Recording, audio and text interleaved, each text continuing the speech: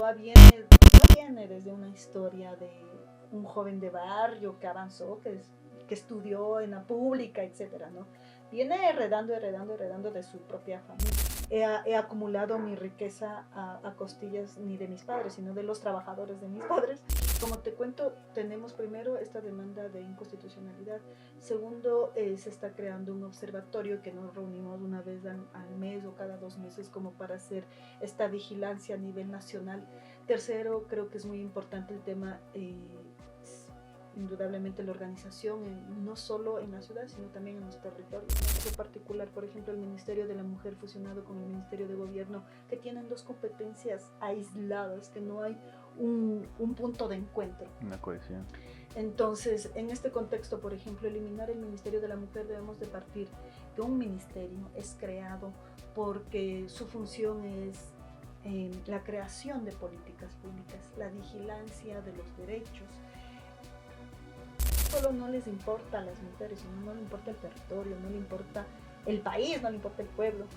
Por supuesto, creo que es un privilegio de clase y la idea dentro de la lucha del movimiento de mujer y movimiento feminista no es que nosotros queremos ser iguales a los hombres, sino que los derechos estén contemplados en iguales condiciones y que tengamos las mismas oportunidades. Desde Mujeres por el Cambio, como les contaba, nosotros tenemos la estructura a nivel nacional y nosotros trabajamos con un grupo de mujeres de diferentes condiciones, ¿no?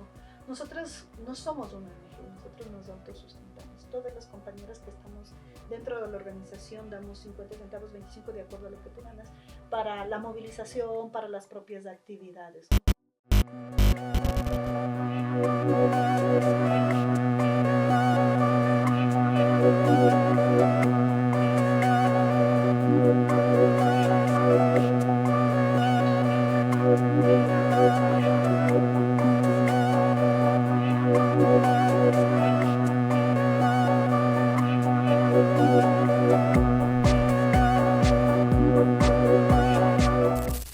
Hola, hoy estamos con Cris Cachaguay. Ella es la presidenta del movimiento Mujeres por el Cambio, docente universitaria, psicóloga con enfoque de género, Sí. feminista. También ha sido candidata, ¿verdad?, a la asamblea, ¿verdad? Uh-huh. ¿Cómo estás, Cris? Hola, Calum. Bien, feliz de estar aquí, conversar sobre la vida. Te agradezco que te hayas tomado el tiempo. Cris, cuéntame un poco sobre tu actividad profesional. Justo me decías que vienes de dar clases.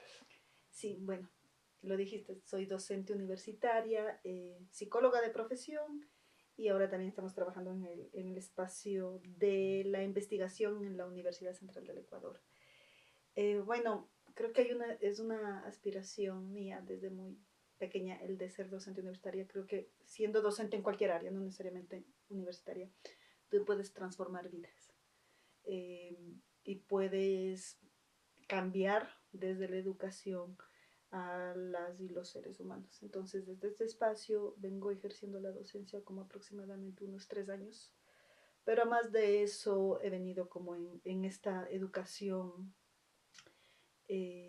no necesariamente tradicional, sino esta educación popular. He ido a escuelas de formaciones en los barrios, en las diferentes provincias, en Esmeraldas, en Guayas, en Azuay, porque considero que la educación debe ser una herramienta transformadora, ¿no? Entonces, de todos esos espacios ejerzo mi profesión y la combino con el tema de el activismo y también con mi profesión, que es de ser psicóloga.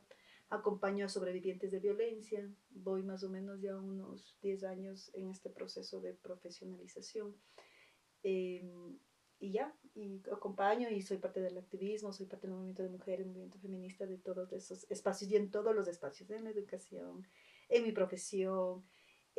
Siempre transversalizo no solo el enfoque de género, sino también la práctica del trabajo feminista.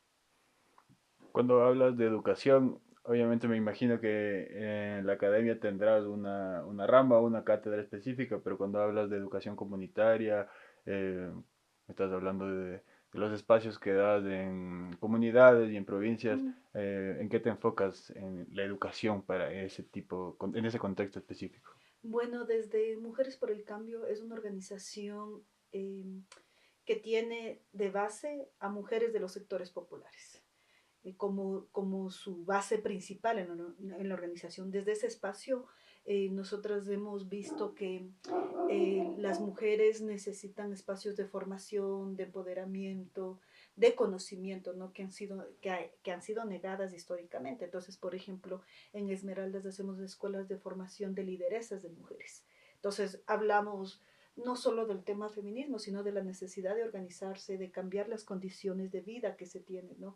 El de poder que conozcan sus derechos, pero también que lo defiendan, porque si no conocemos, no sabemos qué hacer, qué actuar. Entonces, estas escuelas de formación que se desarrolla de este espacio más comunitario, más organizacional, se basan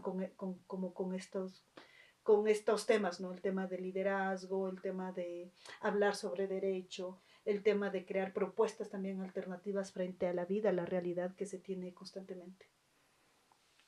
Me dijiste que hablas mucho sobre que se debe conocer sobre los derechos. No sé, uno por ahí da por entendido que tiene derechos, pero ¿qué derechos no conocen las mujeres que tienen? Creo que, por ejemplo, así parezca como que todos conocen, Ujú, por ejemplo, el derecho a una vida libre de violencia. ujú. Y que ahora no solo las mujeres enfrentamos la violencia cotidiana y la violencia dentro de las casas, ¿no? Sino que ya se ha vuelto tan normal la violencia que no solo las mujeres, sino creo que la población, el pueblo, desconoce que tenemos, no solo está establecido en la Constitución, sino en las cartas de derechos humanos que ha ratificado el Ecuador y ratifica la mayoría de los países del mundo, ¿no? El tema del derecho a la no violencia, por ejemplo, hay otro derecho que también es fundamental y que recién fue aprobado en el 2021, que es el derecho a decidir en casos de una violencia sexual. O sea que ahora tenemos eh, el derecho a de que las mujeres, si niñas, adolescentes, tuvieron algún abuso sexual, pueden decidir qué hacer con sus vidas, ¿no? Pero sí debemos de entender una cosa. Una cosa es tener los derechos, otra cosa que se los ponga en práctica. Y que exista toda una política, presupuesto para que esos derechos estén contemplados y que estén ejecutados, ¿no? Porque si bien es cierto, tenemos estos derechos, por ejemplo, a una vida libre de violencia, pero aquí en el Ecuador cada 21 horas a una mujer es asesinada en un contexto de femicidio. Y adicional, estas cifras han aumentado en este contexto de violencia organizada, ¿no? Entonces, tenemos derecho, pero no se cumple. Entonces, si las mujeres no conocen, o si el pueblo ecuatoriano en general, hombres, mujeres, jóvenes, no conocen sus derechos, ¿cómo los defienden? ¿Cómo se organizan? ¿Cómo reclamamos que no se están ejecutando? Hablabas del el aborto por violación que está contemplado hoy Mm. en día. ¿Qué tan fácil es El acceder acceso. a este derecho? Mira que estábamos justamente hace unos meses atrás, interpusimos una demanda de inconstitucional en la Corte Constitucional para que se pueda debatir nuevamente y se pueda avanzar en los derechos en el tema del aborto por violación para que se amplíe, que no sea y que no solo se trate que una mujer, una niña, un adolescente tenga que sufrir una violencia desde ese extremo, para poder tener decisión sobre su cuerpo, sobre su vida. Entonces, nosotros estadísticamente conocemos de que si bien es cierto, está aprobada esta ley, los ministerios el Ministerio de Salud y los subcentros de salud deberían ser garantes de esos derechos. Conocemos que hay algunos límites en algunos espacios, ¿no? Porque contemplan como una serie de requisitos para que te crean o no te crean, Ujú. ¿no? Parte de ese requisito nosotros decíamos, por ejemplo, que hay adolescentes, porque mayoritariamente en nuestro país quienes son madres de 10 a 14 años, 8 niñas o adolescentes son madres producto de una violación. Entonces muchas veces, y se da que en el contexto de la familia, ¿no? ¿Quiénes son los violadores? A veces son los papás, primos, hermanos, etcétera. Entonces, cuando la niña o la adolescente se acerca al subcentro de salud muchas veces no les quieren recibir o necesitan ir con una persona adulta o empieza la revictimización, ¿no? Entonces, que cuente sucesivamente a diferentes personas qué es lo que ha pasado, ¿no? Entonces, si bien es cierto, tenemos, y que no solo y que no solo estaba el tema, el derecho al aborto, sino toda una política pública para prevenir la violencia sexual, para prevenir los abusos sexuales. Entonces, todo todo unas rutas de atención que no se establecen, ¿no? Entonces es como una ley que contempla varios procesos que en alguna medida se cumplen y en otros espacios no lo hacen. ¿Y qué proponen ustedes para que cambie? Bueno, como te cuento, tenemos primero esta demanda de inconstitucionalidad. Segundo, se está creando un observatorio que nos reunimos una vez al mes o cada 2 meses como para hacer esta vigilancia a nivel nacional. Tercero, creo que es muy importante el tema, indudablemente la organización, no solo en la ciudad, sino también en los territorios, ¿no? Porque nosotros vemos que una de las tasas más altas de que no se cumple este acceso a este derecho, por ejemplo, son en los territorios, ¿no?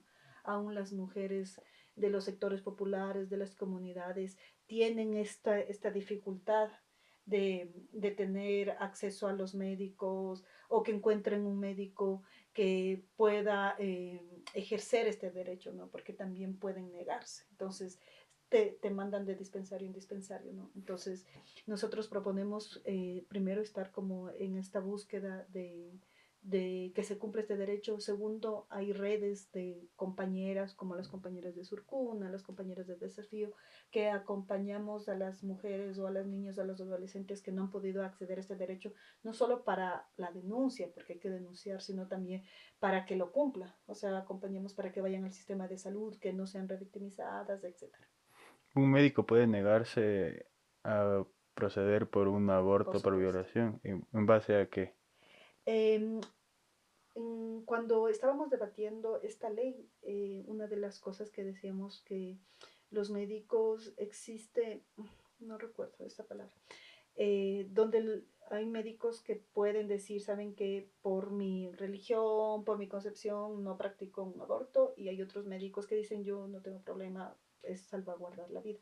Entonces, lo que se busca en estos momentos, por ejemplo, dentro de estas demandas que hemos presentado, es que exista como un listado de los médicos que garantizan ese derecho, que son garantes, y que no tengan la víctima que estar buscando hasta que le toque, le llegue, si es que se asoma, ¿no? Y no dejar que pase más del tiempo. Pero dentro del sistema de salud, el médico, la médica puede elegir no practicar un aborto. Chris, dijiste que cada 21 horas Una muere mujer una asesinada. mujer. Eh, ¿Qué panorama avisoras después de la fusión, digamos, eliminación del Sí, Ministerio de la Mujer? la palabra correcta es la eliminación. Chuta, creo que yo siempre digo que se vienen días oscuros para el país y no solo por los cortes de luz, porque ya sabemos que contrató algunas barcazas en Colombia, pero creo que no va a abastecer, sino que todas estas fusiones y más bien todas estas políticas antipopulares que el gobierno de Daniel Noboa está implementando en nuestro país, que es una receta estricta del Fondo Monetario Internacional, quienes vamos a enfrentar o quienes vamos a pagar esa deuda que no firmamos va a ser los sectores populares del pueblo, los trabajadores, los jóvenes, las mujeres, los niños, las niñas, etcétera, ¿no? Y en este contexto, una de sus medidas, porque hay una serie de peticiones que tiene el Fondo Monetario Internacional, es esta fusión, el acortar los ministerios o acortar el Estado, ¿no? Y cuando se acorta el Estado, también se acortan los derechos y eso debemos de tenerlo muy claro. La fusión de los ministerios, no hay una base no, sólida como para decir por estas razones unimos los ministerios, y también hay una lógica, ¿no? No se puede unir el agua con el aceite. En el caso particular, por ejemplo, el Ministerio de la Mujer fusionado con el Ministerio de Gobierno, que tienen dos competencias aisladas, que no hay un punto de encuentro. Una cohesión. Entonces, en este contexto, por ejemplo, eliminar el Ministerio de la Mujer, debemos de partir que un ministerio es creado porque su función es la creación de políticas públicas, la vigilancia de los derechos, el acompañamiento al gobierno para que la política pública que crea el gobierno sea aplicada en los territorios o en esos espacios en los ministerios de lo que corresponde, ¿no? En el caso del Ministerio de la Mujer y de Derechos Humanos era en el contexto de las mujeres del Ecuador. Entonces, debemos de como partir de para qué funciona el ministerio. Y ese ministerio tiene que estar con su capacidad no solo de infraestructura, sino también en el tema de presupuesto, en el tema de equipos técnicos, etcétera, ¿no? Entonces, si nosotros estamos diciendo que en nuestro país cada 21 horas una mujer es asesinada eh, por un acto femicida, ¿qué quiere decir? Que su novio, su esposo, su pareja le está matando porque está pensando que la mujer es un objeto de su propiedad privada y que tiene el derecho incluso de quitarle la vida. Y que muchas de esas mujeres también mueren con una boleta de auxilio porque el Estado no está cumpliendo el derecho de una prevención de una vida libre de violencia. Entonces, el eliminar ese ministerio quiere decir primero de que no va a haber un presupuesto que no se lo ha entregado nunca en ningún gobierno, el presupuesto para la ley de prevención y erradicación de la violencia, que parte de que teniendo presupuesto no solo se crea una política pública efectiva, sino también una serie de campañas, una serie de mecanismos para prevenir la violencia. Se debe de tener claro de que la violencia se puede prevenir en cualquier contexto, pero cuando hay voluntad política. Entonces las mujeres se quedan sin la creación de política pública, se queda sin presupuesto para la aplicación de la ley de prevención y erradicación de la violencia, se queda sin una base fundamental para el presupuesto de las casas de acogida, que en nuestro país existen alrededor de 12 casas de acogida y que el Estado tiene la obligación, debería tener la obligación de entregar mínimo el 40% y no se les entrega. Entonces hay casas de acogida que llegan momentos en el año que tienen que cerrar, que ya no pueden recibir. Y esas casas de acogida muchas veces han salvado la vida de las mujeres, ¿no? No se crea, no se transversaliza el enfoque de género en las instituciones públicas, ¿no? ¿Qué quiere decir? Que se debilita toda ley, toda propuesta, toda iniciativa para prevenir la violencia de las mujeres. Porque a las mujeres en nuestro país, que somos más del 50%, ahora no tenemos un ente rector. Y por eso se desarrolló una serie de movilizaciones, organizaciones, estamos en asambleas permanentes dentro del movimiento de mujeres, movimiento feminista, porque no solo estamos exigiendo la restitución del Ministerio de la Mujer, sino también que se entregue los presupuestos adecuados, que se dote con personal especializado, que se acompañe a los procesos a las mujeres sobrevivientes de violencia, ¿no? Entonces, eso es lo que es la eliminación. Si anteriormente no teníamos nada, ahora ya no tenemos nada, siendo el 50% más en el Ecuador. Eh, Me imagino que el gobierno habrá tenido que analizar y elegir qué ministerios eliminar. Pudieran haber eliminado otros, supongo. Nos da a entender que no es una prioridad para el gobierno este problema tan trascendental. Sí, sabes que, bueno, las cartas o los acuerdos económicos que se firman con el Fondo Monetario Internacional, la receta, sin duda alguna, es el recorte a bienestar social, ¿no? Entonces, claro, te entrego el dinero, este banco que presta dinero, es un banco mundial que presta dinero a los países, te entrego el dinero, pero a cambio necesito a cambio de este dinero necesito est- eh, Que eh, hagas esto. es una serie de demandas que piden, ¿no? Ujú. O sea, no es como de buenito. Como cualquier banco, ¿no? Ahora lo que pasó con el Banco del Pichinche es terrible, ¿no? Entonces, ¿qué hace el Fondo Monetario Internacional? Te deposito este dinero, pero a cambio necesito que se dé la flexibilización laboral, que exista un recorte presupuestario en las áreas sociales de educación, salud, vivienda, eh, el tema de seguridad. Adicional, te pide como este tema de un bloqueo en el tema de los salarios, etcétera, ¿no? Entonces, es como una serie de cosas que te pide el Fondo Monetario Internacional. Entonces, ¿cuáles son las áreas que ahora el gobierno ha pensado unir, unificar, fusionar, como él dice, ¿no? Entonces, el tema del área de la mujer, que es un tema sensible, el tema del área de cultura, el Ministerio de Minas con el Ministerio de Medio Ambiente. Ambiente. Entonces, no solo no les importa a las mujeres, sino no le importa el territorio, no le importa el país, no le importa el pueblo, entendiendo de que el presidente Daniel Noboa no viene desde una historia de un joven de barrio que avanzó, que estudió en la pública, etcétera, ¿no? Viene heredando de su propia familia, ¿no? Entonces, y claro, hay una concepción de que se entiende de que, a ver, yo he heredado, yo no sé lo que es trabajar, sino más bien supuestamente como eh, he acumulado mi riqueza a costillas ni de mis padres, sino de los trabajadores de mis padres. Y concibo a nuestro país, concibo al Ecuador como mi hacienda, ¿no? A ver, hoy día quiero pedir dinero prestado, hoy día fusiono los ministerios, hoy no me importa despedir a los 5.000 trabajadores y trabajadoras, o sea, no me interesa nada, ¿no? Entonces, como esta actitud de un niño malcriado, que puede hacer y deshacer a su antojo, ¿no? Porque no hay una proyección de proyecto país, ¿no? Entendiendo la tasa de criminalidad que vivimos, la crisis económica, social que lo enfrentamos. Mira que hay familias que están viviendo con $1.80. Y yo siempre pienso que despedir a trabajadores y a trabajadoras no es que se solucionan los problemas del país, al contrario, agravan. Entonces yo siempre les enseño a mis estudiantes eh, qué sucede cuando hay más pobreza, hay más violencia, porque no hay una alternativa, ¿no? Entonces los jóvenes no ingresan a las universidades porque no hay presupuesto, porque no hay infraestructura.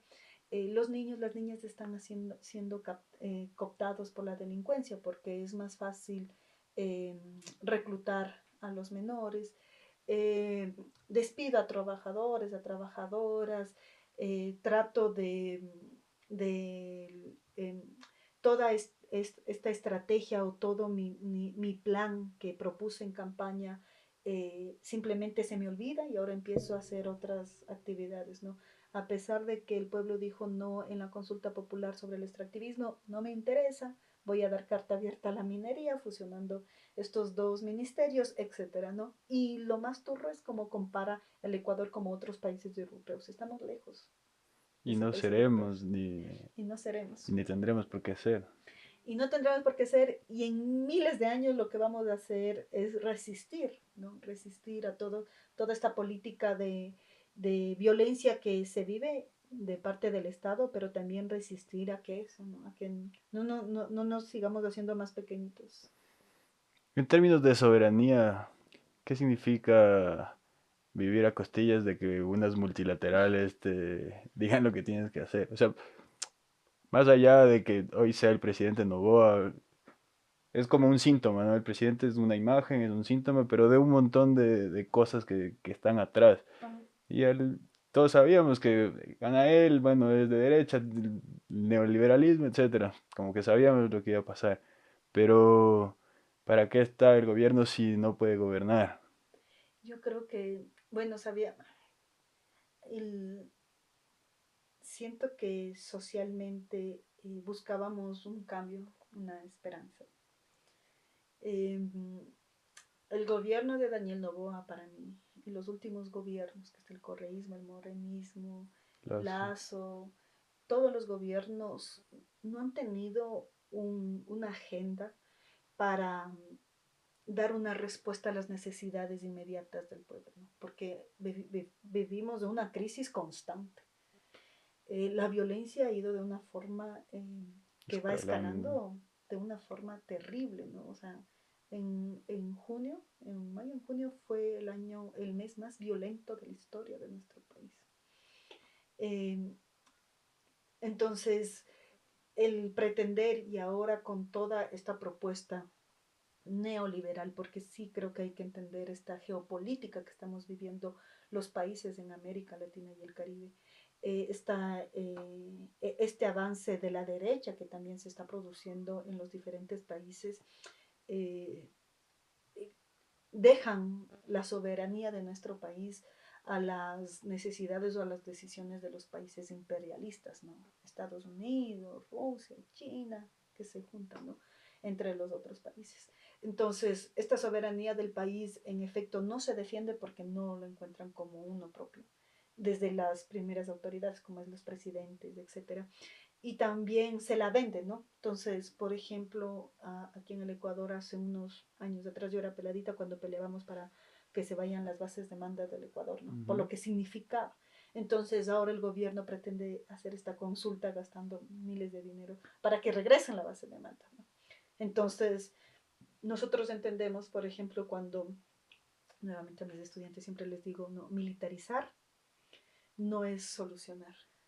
Crear más cárceles no vas a quitar la violencia. La castración Ajá. química. No vas a solucionar las violaciones y la violencia contra las personas. Entonces, ¿qué es lo que sucede? Que estos gobiernos de derecha, primero, tienen tinte fascistas, ¿no? Segundo, de derecha. Tercero, autoritarios y que quieren concentrar el poder. Entonces, el gobierno de Daniel Noboa es un aprendiz de dictador, ¿no? Entonces, y quiere seguir las mismas políticas como de Milei, como de Bukele, ¿no? Y que ahora con todas estas reformas que quiere hacer con la consulta popular, con la intervención en la Corte Constitucional, etcétera, lo que pretende hacer es perpetuarse en el poder, como lo acaba de hacer, por ejemplo, Bukele, ¿no? Para que pueda seguir siendo presidente los años y el tiempo que desee, ¿no? Entonces, para mí, el correísmo y el morrenismo están en las mismas condiciones, ¿no? Siempre han tenido estos tintes dictatoriales, de acumulación del poder, etcétera, ¿no? Entonces, Autoritarios. lamentablemente, estas dos posiciones lo llevaron a esto, a elegir al peor de los peores. Entonces, pero yo aún creo que hay una tercera vía. Y la tercera vía somos nosotros, creo, las organizaciones sociales, del pueblo organizado, que a pesar de todas estas políticas que están en nuestros hombros, estamos predispuestos también a seguir tomándonos las calles a defender, porque hay una cosa que sí se debe de tomar en cuenta y que debemos de tomar en cuenta, es que ningún derecho ha sido regalado, o sea, ningún derecho. Para el 1 de mayo, las 8 horas de jornada laboral tuvieron que morirse en Chicago obreros, por ejemplo, para que las mujeres seamos reconocidas como mujeres, que tengamos políticas que prevengan la violencia. El 25 de noviembre mujeres fueron asesinadas, ¿no? Para defender los derechos, para tener los derechos humanos, en Francia hubo la Revolución Francesa, etcétera, ¿no? Entonces hay una serie de acontecimientos históricos para que los hombres y las mujeres en nuestro país y en el mundo tengan sus derechos, ¿no? Y ha sido a través de la organización, la movilización, la exigencia. No ha habido ningún gobierno, ni en el Ecuador, ni en el mundo, creo que te ha regalado un derecho por decir, bueno, me caen bien las mujeres, porque son más del 50%, tengan sus leyes a favor de ustedes, ¿no? Al contrario, han sido todas como conquistadas. Y eso es lo que dentro de estas asambleas permanentes que se desarrollan, es esto, ¿no? Debatir lo que está pasando en nuestro país, pero también mostrar propuestas, porque hay una cosa que te sale, no, ustedes solo salen a la marcha, no, nosotros hemos presentado propuestas en la Corte Constitucional, en la Defensoría del Pueblo, en la Asamblea Nacional, al propio presidente. Entonces, presentamos propuestas, pero además defendemos esas propuestas, nos movilizamos y nos organizamos. ¿Qué tan fácil es presentar una propuesta? Supongo que irá al pleno de la asamblea. ¿Cómo funciona? Es muy complejo. Por ejemplo, para la ley de por ejemplo, para la ley de prevención y erradicación de la violencia, hubo una reunión de varias organizaciones de mujeres para crear esta propuesta para la ley, por ejemplo, ¿no? Pero sin embargo, el presidente de turno, no voy a decir cuál, eh, convocó solo como a unas pocas compañeras, porque otras nos negamos, porque decíamos que no podemos conversar con un personaje desde ese espacio. Entonces, claro, hubo movilizaciones en la exigencia de crear esta ley, ¿no? Entonces, se presentó al presidente, mandó a la asamblea y se aprobó. En el tema de la ley de la interrupción voluntaria en casos de violencia sexual, por ejemplo, se puso una demanda se presentó a la asamblea, la asamblea mandó al ejecutivo, al presidente, el presidente vetó toda la ley y nosotros interpusimos una demanda en la Corte Constitucional, entonces ganamos en la Corte Constitucional, entonces la Corte Constitucional obligó a la Asamblea Nacional a tratar nuevamente la ley. La asamblea no, le envió a la Defensoría del Pueblo. Entonces en la Defensoría del Pueblo hizo mesas de debate, entonces también participamos ahí. Después enviamos a la Asamblea Nacional el proyecto de ley, la Asamblea Nacional tuvo que debatir en pleno, hubo 2 sesiones de pleno que también nosotros intervenimos para hablar al pleno de la Asamblea porque es necesario que voten a favor. Después envió al Ejecutivo, al presidente, y se dio paso, ¿no? Entonces, claro, pero dentro de todo ese camino te van cortando artículos, te van cambiando palabritas que al fin y al cabo llegan, si bien es cierto, ganamos con esa ley, pero no es la ley que se que se inició, que se propuso. presentó, pero sí es un avance, y sobre ese avance nosotros defendemos, ¿no? Entonces, porque es muy importante todos estos espacios y su independencia, porque, por ejemplo, ahora es fundamental la defensa de la Corte Constitucional, que es uno de los espacios que aún no se ha cooptado por parte del gobierno de Daniel Noboa. La Asamblea Nacional en su pleno, en la mayoría, él cooptó No hay y dividió los oposición. partidos de Pachacuti, la R5, Ujú. Los logró cooptar disecciona. y ahora va él como una planadora, ¿no? Ley que él propone, ley aprobada, ley presentada de una ¿Qué tan democrático es no tener una oposición dentro de la asamblea? terrible, o sea, creo que es fundamental para la democracia tener diversas opiniones, te ayudan a alimentar el debate, ¿no? Pero tener un bloque mayoritario y cooptado, ¿no? Porque la plata se ha jugado bastante un papel dentro de la asamblea y que aprueban las leyes pasa. Entonces, ¿qué sucede? Que la asamblea, se mandó estas tres leyes, ¿no? La ley de integridad, la ley de Solidaridad solidaridad y la ley de inteligencia. Va a la cuarta ley de de fundaciones. fundaciones. Esperemos que no pase. Pero ¿qué sucede? Que estas leyes se envió a la Asamblea Nacional, las comisiones se reunieron, mayoritariamente las comisiones cooptadas por los asambleístas de parte del movimiento de Daniel Noboa aprobaron. Se aprobó en asamblea, fue nuevamente al Ejecutivo, el presidente aprobó. Pero, sin embargo, las organizaciones sociales presentamos demandas de inconstitucional en la Corte Ujú. Constitucional.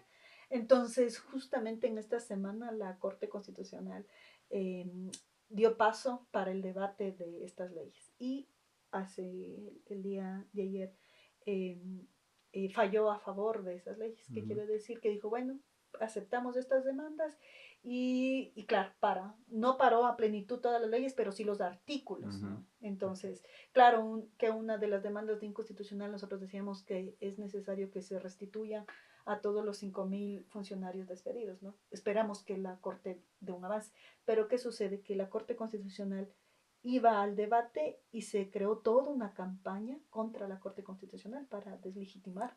Eso te iba a Entonces, preguntar. ajá, Mira, hace un tiempo ya viene siendo como que es ideal. la agenda es decirle al Ecuador que la Corte Constitucional es el enemigo. Sí. Sí, y justamente una de las preguntas de la consulta popular tiene que ver con eso, ¿no? Sí, es terrible para tener lo que yo te digo, ¿no? Tener el control de todos los espacios dentro del Estado, ¿no? Centralizar. Y entonces, claro, ayer la Corte Constitucional da paso al fallo y él hoy día lanza las preguntas de las siete preguntas. Entonces, 7 veces no hay que decir. Porque hay que leer bien. Hay que leer bien porque están bien turras de esas preguntas. Y claro, una de esas es la cooptación de la Corte Constitucional que hasta ahora ha mostrado su independencia y Ujú, hay que defender ese espacio porque es ujú. el único espacio que nos queda. Porque, insisto, la Asamblea Nacional, el Consejo de Participación, la Defensoría del Pueblo, el gobierno, no. O sea Entonces, que si perdemos la Corte no, Constitucional se acabó. chuta. Sí, creería. Cris, si hubiera ganado Luisa González, serías igual oposición. De ley siempre. Siento que el correísmo y el correísmo nos llevó a esto. Hay una polarización, ¿no? En la política. Entonces, y es bien complejo, tú decías que yo fui candidata, en efecto fui candidata, y, y ahora con el gobierno de Daniel Noboa, por ejemplo, también parte de estas consultas que se me vienen a la mente está de que se les quite el presupuesto a los partidos políticos, Oh, que sí. cambien la modalidad. ¿Qué Ya, quiere decir? Que una persona como yo no va a poder nunca participar ya o dijo un cualquier... asambleísta Ajá, que la política debería ser solo sí, para gente que tiene claro, dinero, imagínense, es terrible, ¿no? aristocracia, Porque, claro, entonces, y quiere empezar bipartidismo. bipartidismo. Entonces, solo 2 partidos van a poder participar dentro de esta contienda electoral. ¿Dónde queda la democracia? Ujú. Y, y, y creo que el correísmo está lleno de corrupción, de violencia, ensuciadas sus manos de sangre, ¿no? Ahora con todas estas investigaciones que se han hecho como de Daniel Salcedo, de Glass, etcétera, todo este sistema de corrupción en el sistema de salud pública desmantelaron. Ujú. O sea, yo no soy tan adulta, pero transité el correísmo y el novoísmo y creo que para mí Novoa tiene características del correísmo, ¿no? Ujú. Fue una fórmula que funcionó para concentrar poder durante Ajá. muchos años, ¿no? Y la réplica, ¿no? Cada quien con sus propias recetas. Pero el correísmo hubiera sido para mí en las mismas condiciones. Era una naranja partida. En algún Ujú. momento yo hice era como una naranja, le cortamos en dos y era lo mismo, ¿no? Porque cada quien jalaba sus propios intereses, ¿no?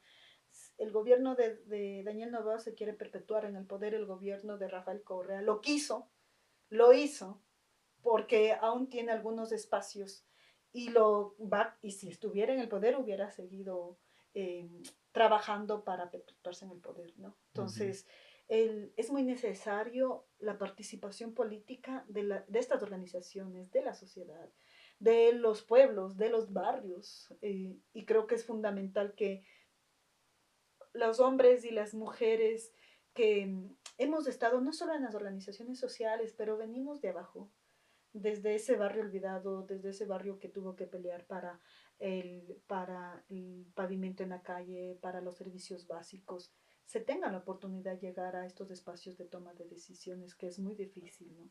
Y que estamos, sin duda alguna, en desigualdad de condiciones. Ujú.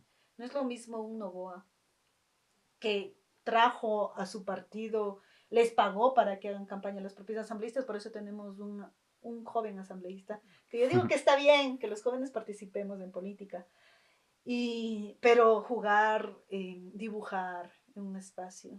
Como psicóloga no le recomiendo que hagan eso, en un espacio donde se está debatiendo la vida del país, los derechos del país, ¿no? Entonces, claro, hubo un gobierno que dijo, bueno, vengan los que quieren, yo les pongo primero, segundo, sin experiencia, sin capacidad, sin conocer la realidad propia incluso de sus propios sectores, ¿no? Y por otro lado también el gobierno de Correa como perpetuar, ¿no? O sea, solo la cara de Correa y no me importa quién sea que piensen con tal que te alinees, ¿no?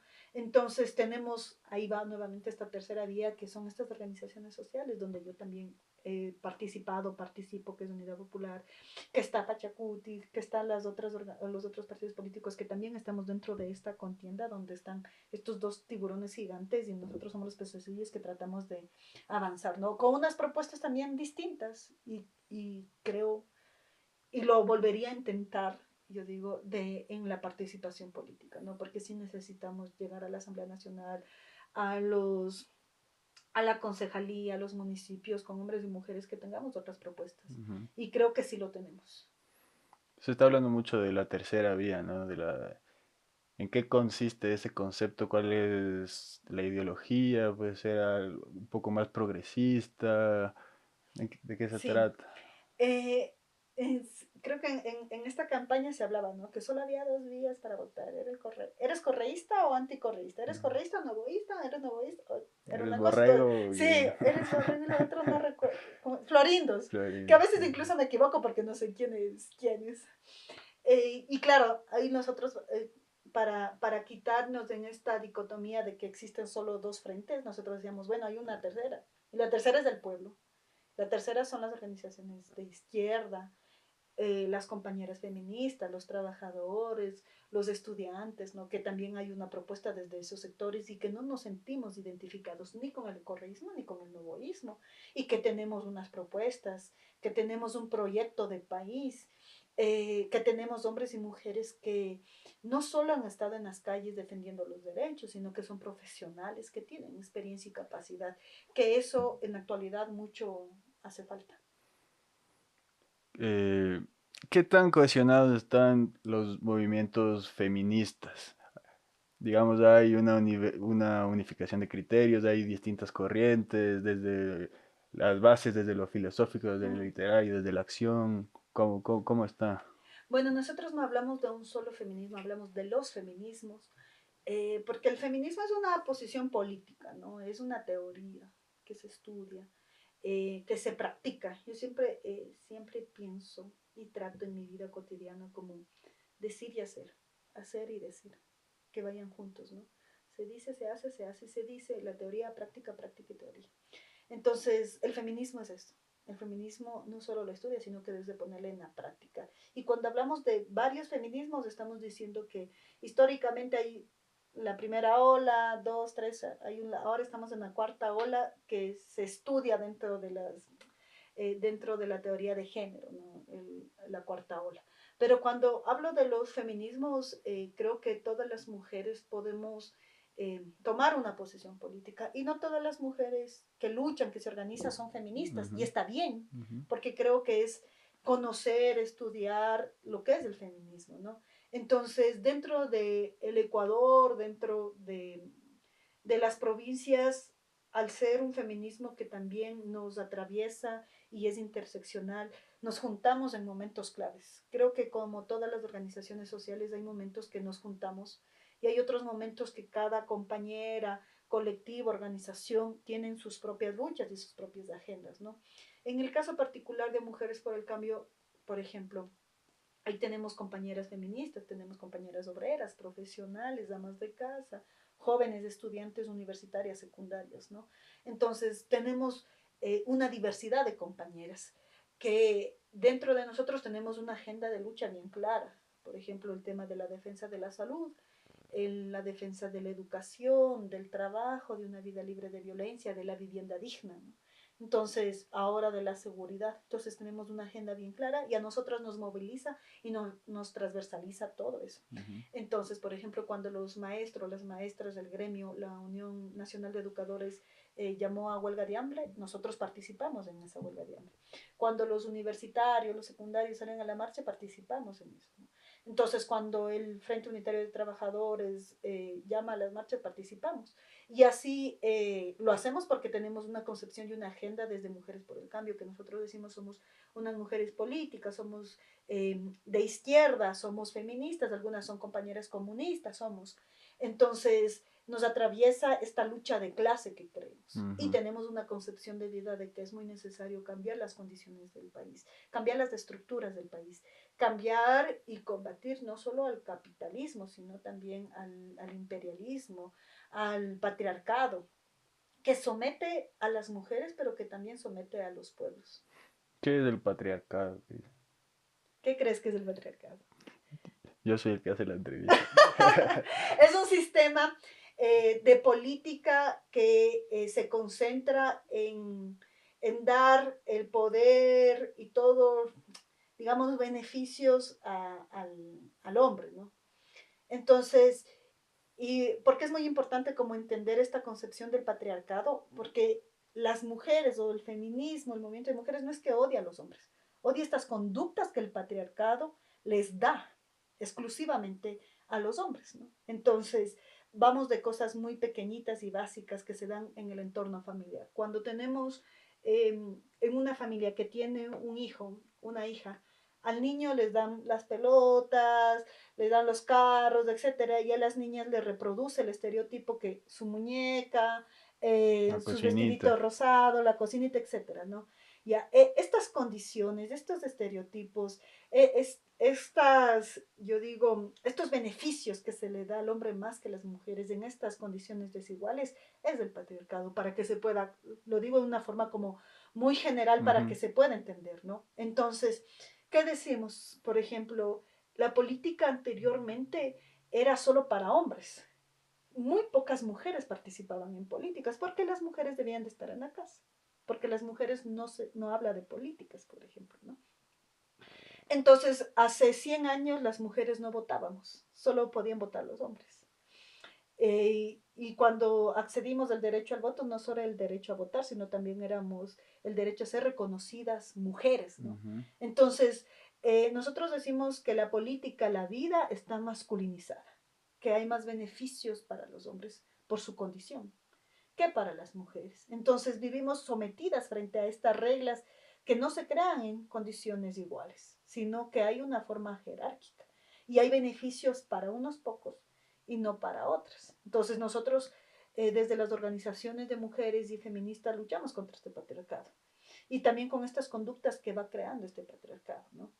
El machismo, la propia violencia que ejercen, ¿no? Entonces, nosotras dentro de esta línea de organización, de movilización, decimos, luchamos contra el patriarcado porque creemos en condiciones de igualdad entre hombres y mujeres, pero en efectivo, ¿no? No solo en papeles, porque, insisto, el papel le aguanta todo. Ujú. Yo obviamente gozo de esos privilegios, ¿no? Pero siempre me he preguntado lo de la brecha salarial, por ejemplo. Es que va un hombre y una mujer por el mismo puesto en las mismas condiciones y a un hombre le ofrecen más dinero que a una mujer. O sea, así funciona. Así funciona. ¿Y dónde nace todo esto? O sea, quiero decir, no sé, Inca, pre-Inca, todas las culturas anteriores también son machistas, también son patriarcales, es algo que empezó en la colonia. ¿Dónde nace este sistema, digamos? A ver, eh, hay dentro de la evolución de las capas sociales, podemos ver que inicia y se fortalece el sistema patriarcal con el capitalismo, ¿no? Cuando el capitalismo empieza la industrialización de las maquinarias a nivel mundial, ¿no? Entonces, dentro de ese espacio, se fortalece y toma más visibilidad y fuerza el patriarcado. Porque antes del capitalismo que estamos ahora en esta fase, en el feudalismo, etcétera, había un espacio social de comunitario, más comunidad, ¿no? Entonces, las mujeres también éramos cazadoras, pero también éramos cuidadoras. Los hombres también eran cazadores, pero también cuidaban y labraban la tierra, ¿no? Después se fueron creando Roles. estos roles y estas atribuciones de forma particular que se van a dar, ¿no? Entonces, después viene la colonialidad, que en efecto empiezan a exportar de los diferentes países en América Latina, en el Ecuador, todo este sistema de traer no solo la creencia que viene también el patriarcado desde las creencias que se tienen, ¿no? La iglesia. Que hay un Dios desde la religión, ¿no? Que hay un Dios que todo lo puede, que todo lo sabe, y que hay otras mujeres femeninas que están subyugadas, etcétera, ¿no? Entonces, es todo un sistema que va de la mano del capitalismo y que se va fortaleciendo en cada una de las fases de la historia del mundo y de la humanidad y de la evolución, ¿no? Entonces, llegamos, claro, en estos momentos donde dentro del capitalismo todos estos roles de género se van configurando en mejores condiciones, ¿no? Entonces, el rol de la familia, el rol del Estado, el rol de la sociedad y quiénes y cómo ocupan como ser humano ese rol dentro de estos espacios que vamos habitando, ¿no? Entonces, el patriarcado va teniendo forma, ya no solo queda en el aire, sino ya va teniendo forma y va entrando en acción, ¿no? Con estos roles en las propias familias, con el rol de las propias mujeres en la sociedad, el rol de los hombres, etcétera, ¿no? Entonces, hasta la actualidad, quienes más lideran las empresas, por ejemplo, son los hombres, ¿no? Ujú. En las propias universidades, quienes están liderando las facultades, las rectorías, son hombres, ¿no? Entonces, hay esta característica y estos privilegios que se les dan. Y a diferencia o versus a las mujeres, ¿no? Que nos siguen concibiendo hasta la actualidad como cuidadoras, como débiles, como que debemos de estar en la casa a pesar, y yo siempre digo a pesar de que hemos avanzado bastante en derechos y la presencia de las mujeres hoy por hoy están en los diferentes espacios de la sociedad. Aún estamos eh, Muy lejos. muy lejos. Porque si tú te vas a los barrios populares, si tú te vas a la Rol 2, porque yo vivo por el norte, tú te vas a la Rol 2, te vas a Caupicho, te vas a San Carlos, te vas a Toctiuco, a La Libertad, aún hay, porque son sectores populares. Entonces son sectores populares que no tienen el privilegio de que los hombres, las mujeres, que las familias tengan una concepción de vida distinta, ¿no? Ujú. Cuando se centran en sobrevivir, por ejemplo, ¿no? ¿no? En llevar el pan de cada día. Y eso es lo que, ahí regresamos a lo mismo que te decía, que hay familias que viven con $1.80, ¿no?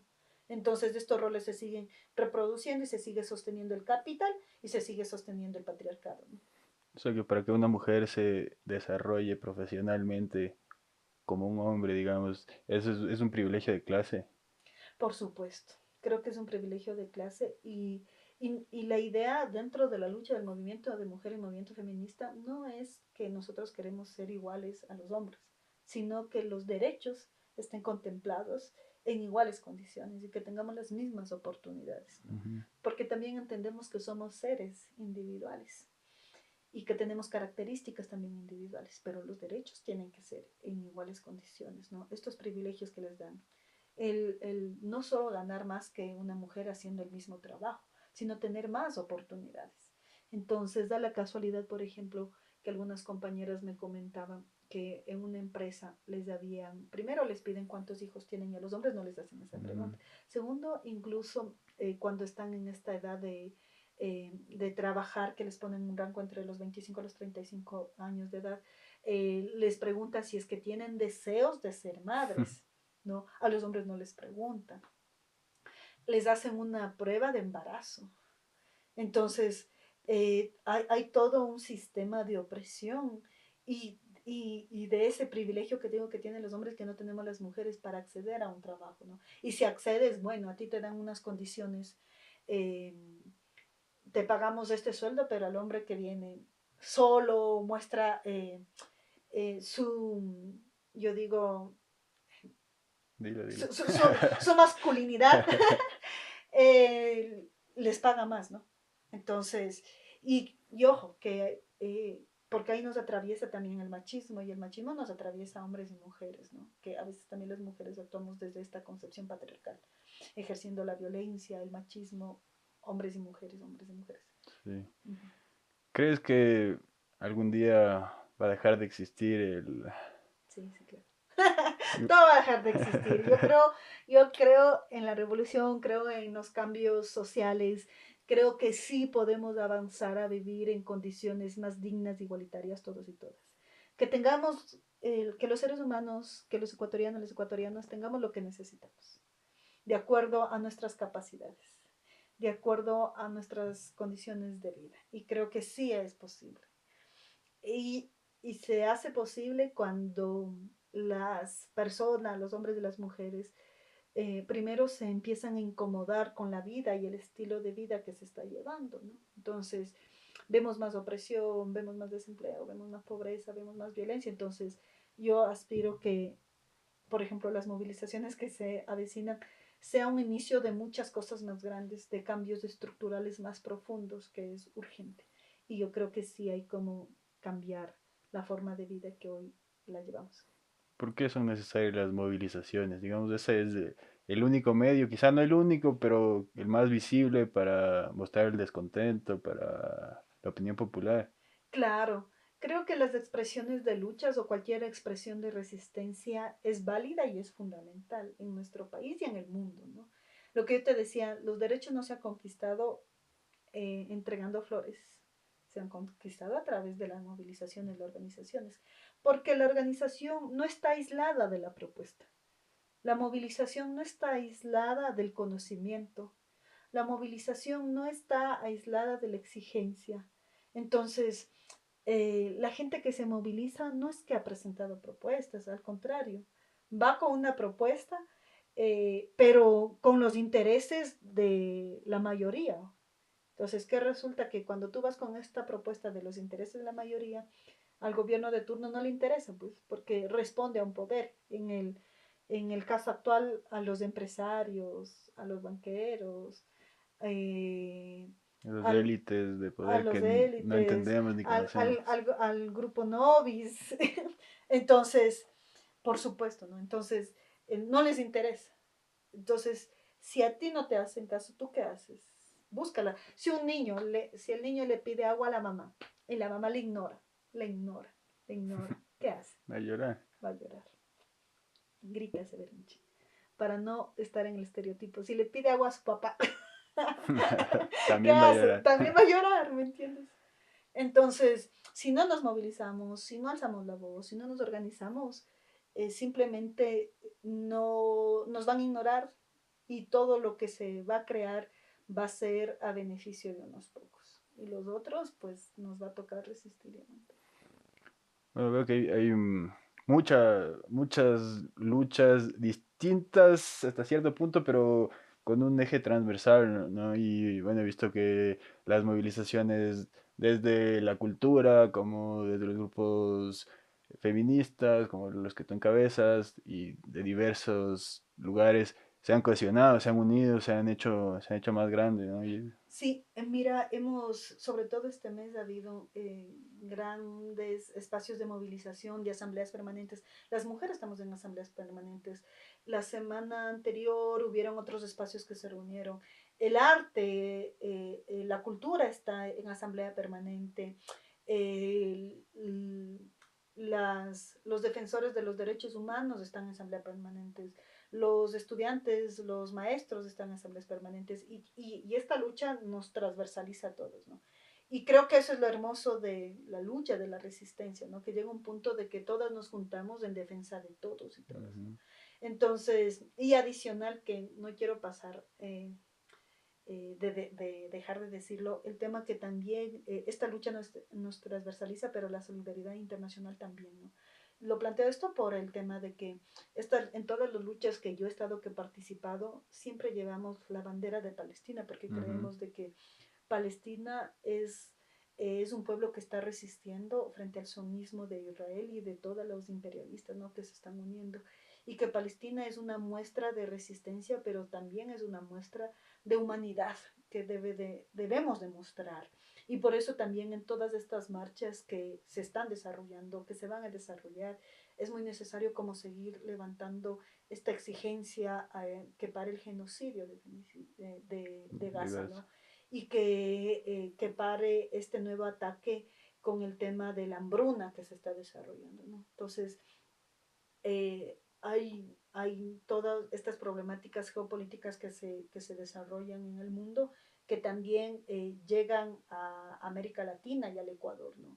Porque hay una cosa que nos junta a todos, es cuando tú eres de la clase obrera, cuando eres de ese grupo mayoritario, pero sin derechos, nos hermanan a nivel internacional y creo que esa lucha también es fundamental y ponerla en el centro en todos los espacios.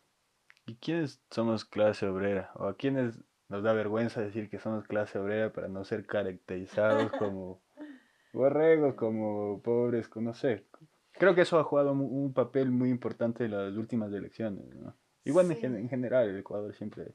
sí, creo que cuando hablamos de la clase obrera, cuando hablamos del proletariado, porque hablar del proletariado es hablar de la clase obrera, somos la mayoría de hombres y mujeres que vendemos nuestra fuerza de trabajo, ¿no? Que eh, ahora en el Ecuador, de que vendemos esta fuerza de trabajo, sea con todos los derechos o sin derechos, ¿no? La mayoría de ecuatorianos, creo, si no me equivoco, solo el 30% de ecuatorianos y ecuatorianas tienen un trabajo estable, con todas las condiciones y el 70% no tenemos trabajos estables, ¿no? ¿Qué quiere decir? Y con todas sus condiciones, ¿qué quiere decir? Que estamos en el subempleo, que no tenemos prestación de salud, que no tenemos la afiliación a salud, que no tenemos todas las Los leyes derechos o de todos los ley. derechos que se contemplan en un trabajo digno, ¿no? Que no ganamos un sueldo digno y mucho menos del salario básico, sino que vivimos con lo justo, con lo que vendimos al diario en algunos de los casos, porque mayoritariamente quienes están dentro del quintil del subempleo son hombres y mujeres que no tienen una afiliación, que viven al diario, que son pequeños comerciantes, etcétera, ¿no? Entonces, la clase obrera es un concepto que reúne a todos los sectores, mujeres, hombres, jóvenes, que vendemos nuestra fuerza de trabajo y que no contamos con grandes recursos económicos ni empresariales que nos acompañen. Entonces, somos la clase obrera. Somos la clase obrera, obviamente. Eh, Cris, yo no me acuerdo que en los gobiernos anteriores hayamos tenido una vocería, una vocera oficial. ¿Qué quiere decir esto? O sea, como esa imagen que se proyecta, que capaz el presidente casi no habla, como que es mejor que viaje, que Mm, proyecte esa imagen y que sean otros los que hablen. ¿Qué quiere decir eso en términos de imagen? Es que yo siento que dentro de este gobierno, bueno, tiene una buena, un buen ministerio de comunicación. Ministerio. Sí, un buen ministerio de comunicación que no funciona, etcétera, y que le ayuda a cubrir y a maquillar y a vender un país que no existe, que no, que no lo habitamos. Entonces, muchas veces le guardan al presidente para que no hable y que no le embarre. Y ponen al frente a leer a ministros y a ministras, ¿no? Y en algunos de los casos los ministros y ministras también han ChatGPTiado. sí, no, no solo eso, sino que ya pueden utilizar la inteligencia artificial, pero por lo menos leen qué es lo que vas a decir, ¿no? Entonces, ministros que no pueden diferenciar qué es una ciudad y qué es una provincia, en el territorio que se encuentran, no tienen datos estadísticos, entonces solo son personajes que van y dan la cara como títeres que responden, ¿no? Que dicen lo que tienen que decir y lo que el pueblo quiere escuchar, pero en Ujú. la práctica no. Y que eso también pasó con el correísmo, recuerda, ahí yo recuerdo, por ejemplo, que en algún momento yo lo pensaba y yo decía, bueno, en la historia del país, por primera vez tuvo una mujer dentro de la Asamblea Nacional liderando la Asamblea Nacional. Sin embargo, esa mujer cuando llegaron se declararon sumisas. Entonces, lo mismo pasa ahora con el presidente. No hay un cuadro de mujeres que se declaren sumisas, pero, Tampoco aparece. pero tampoco no lo son.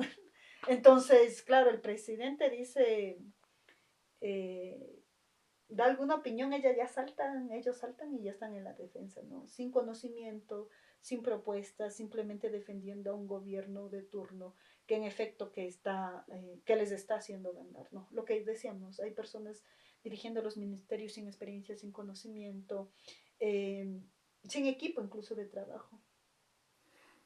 Bueno, Cris, para ir terminando, ¿qué necesita Mujeres para el Cambio? ¿Cómo se manejan? ¿De dónde se financian? Supongo que se necesitan recursos, ¿no?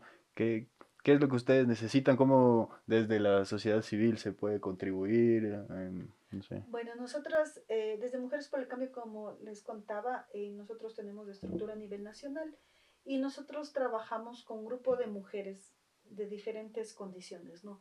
Nosotras no somos una ONG, nosotros nos autosustentamos. Todas las compañeras que estamos dentro de la organización damos 50 centavos, 25 de acuerdo a lo que tú ganas, para la movilización, para las propias actividades, ¿no?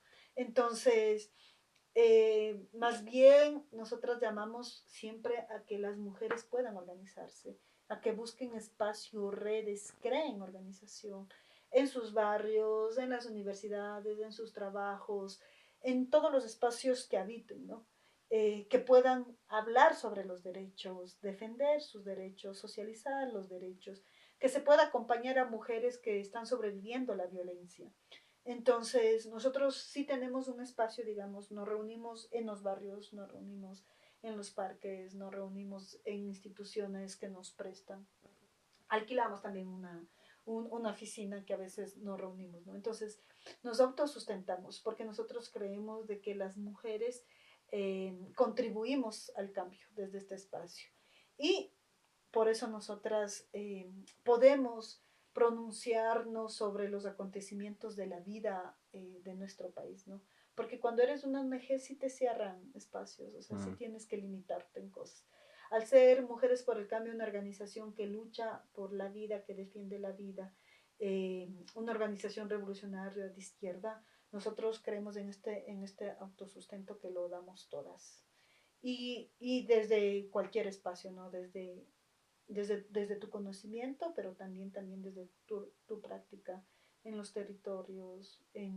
Hay compañeros, por ejemplo, que cuando vamos a las reuniones, una compañera es panadera, trae lo que puede Ujú. traer, ¿no? Entonces practicamos el tema de la sororidad y de la solidaridad en la práctica. Cris, ¿quieres invitar a la gente? Supongo que hay nuevas movilizaciones, las asambleas permanentes, todas las actividades que hacen. Bueno, quiero invitar a todas las personas que nos escuchen que sigan el podcast. Adicional, es que va a haber muchas movilizaciones, ¿no? Hay toda una jornada de demandas que se tiene. El 7 de agosto, el 14 de agosto, el 29 de agosto. Pero para llegar a estas fechas también hay asambleas diarias permanentes que se está realizando en la Casa de la Cultura, en las universidades.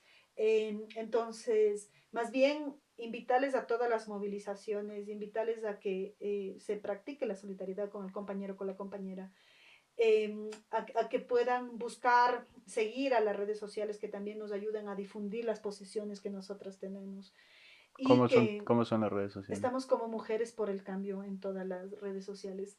Y adicional, creo que es fundamental como empezarnos a cuestionar y alzar la voz y que el miedo no solo a la violencia organizada, sino el miedo que está imponiendo el gobierno con toda su avalancha de comunicación para decir que todo lo que está haciendo está bien, hay que desmantelarlo. Y lo desmantelamos en la conversa, en la práctica, dando ejemplos, escuchando las opiniones de diversos actores, actoras que estamos poniendo el cuerpo, las ideas, no solo en las calles, sino también en todos los espacios. Y creo que eso es fundamental y por supuesto que participen en las movilizaciones. Entre más gente se va a demostrar que hay unidad, que estamos juntos defendiendo estos derechos, ¿no? Y que no solo somos pocos. Cris, te agradezco mucho por haberte tomado el tiempo. Muchas gracias a ti. Es importante. Sí, dale. Chévere, gracias, Cris. ¿Cuánto tiempo? ¿Una hora? Sí, una Qué hora, loco. 1 hora y 4 minutos.